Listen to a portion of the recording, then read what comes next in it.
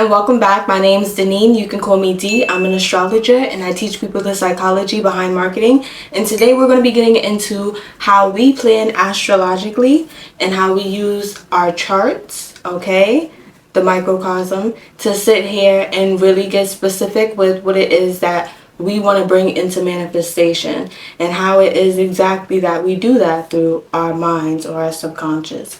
Okay, so let's get right into it. Okay, so let's get into it. Step number one is to look at your ascendant sign, and whatever sign is there, you're going to make sure that you look up the lunations, and you're going to make sure you find the new moon and the full moon that is taking place within a year's time. Okay, and you want to clock out or scope out what it is that you want to do or plan. All right, so the ascendant and the descendant is very important. It represents the horizon, okay? And when you have the new moon and the full moon that takes place, you want to make sure you're setting goals that are going to, one, be long term, and two, they're very much things that you yourself can initiate, because that deals with the ascendant, okay? It deals with the stuff that you want to initiate yourself and your overall direction in life. But with you working and planning around the new moon and the full moon in your ascendant sign, this is clearly telling you when things are going to materialize or come into manifestation. All right, now making sure that if you don't have that amount of time, or you don't want to take that amount of time to make these plans, you're going to use the lunations that are taking place or are happening now, okay? And you're going to use that to plan. And this is what we do when we take into account astro-marketing, because we're planning around the season, okay? So it's taking place not just on the macrocosm, but also on the microcosm that is you in your personal life, okay? Now, digging into us planning around the lunations when we're not talking about your ascendant and descendant, you want to make sure you're taking the time out to find when the moon is in your ascendant sign, okay? I'm going to say that again. When the moon is in your ascendant sign, things that you have that are going on with you or that you want to materialize and sort of face, you want to make sure that you're taking that into account when the moon, okay, is in your sign, so that you can work with the moon and work with your subconscious, so that you can access this part of your subconscious, right? And you can change or reset the program that's going on inside of your mind, okay? Something very important to remember when we're planning astrologically is that you have things that are promised to you natally by your natal chart, okay? So if a transit happens, that doesn't necessarily mean something is going to happen to you, but if it's promised natally, especially if it activates something, an aspect inside of your natal chart, then of course you're going to have something that happens and goes on in your life, especially when it deals with the ascendant ruler, okay? Now, when we're taking this into account, even though you might have something that sets up like a trine by transit, you can have a hard aspect, okay, that is happening that can create an experience or something that happens outside of this person's control.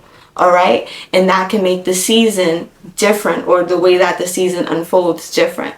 All right, so when we're planning astrologically, we're always making sure we're looking at the person's natal chart to see what it is that could happen and could be set up to take place and unfold in the person's life as we're planning with them. The moon.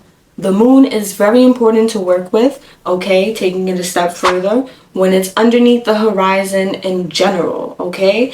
And when the moon is underneath the horizon, moving through the signs, it's addressing very essential and important parts of life, like our values, the way that we think, the way that we feel, the way that we express emotion, okay? And the way that we gear or put together our routines, all right?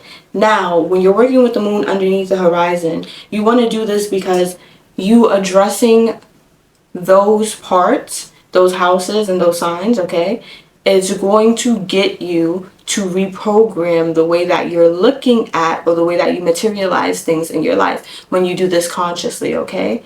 Now, As I said, if you can't plan long term in those 6 months from the new moon to the full moon in your ascendant sign, then you can use the moon when it is inside of your sign that sits on your ascendant, okay? And you can use that moon as it's going below the horizon and rising up, coming above the horizon, to see what it is that is being materialized and how it is that your mind, or you working with your mind, what it is that you're producing, okay? And this is something that I go through with a lot of the people that I work with. And the reason for this is that a lot of the times the stories that we tell ourselves, or the way that we feel about ourselves and our character, is not entirely the full scope or the full perspective, especially when you're in the younger stages or younger ages of your life, okay?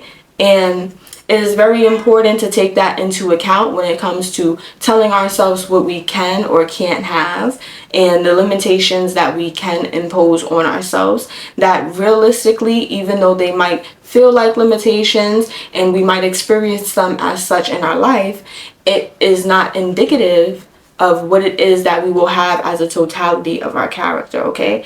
And I break a lot of that down on our one-to-one sessions with people, getting to what it is that they have as goals overall in their life and what they really want to do. And a lot of the things that might have happened early on, or things that happened with them on their journeys, that could have stunted their growth or put obstacles in their mind towards the things that they want, okay? And I'm a type of person, I believe if you want something, I believe if there's a will, there's a way, okay? And if you have the will to do something, okay, you are able to get to it, and you're able to claim that as yours and experience that life, okay? And I teach a lot of people how to do that. I do that myself, okay? And this is what I use to plan for myself and the things that I produce. So if you would like to know more about what it is that you can encounter when it comes to your planning or your seasonal planning, and some things that you might have questions about, make sure you hit me up, okay? You can get connected with me in the description box below, or you can hit me up on Instagram, okay? One Shot Made. Thank you guys so much for staying tuned. Make sure that you like, okay, and make sure that you subscribe so that you don't ever miss out. And you guys, make sure you share with somebody who might use this, or somebody you know who's really into astrology, who would like to know how to plan astrologically, okay? Thank you guys so much, and I'll see you next time. Bye.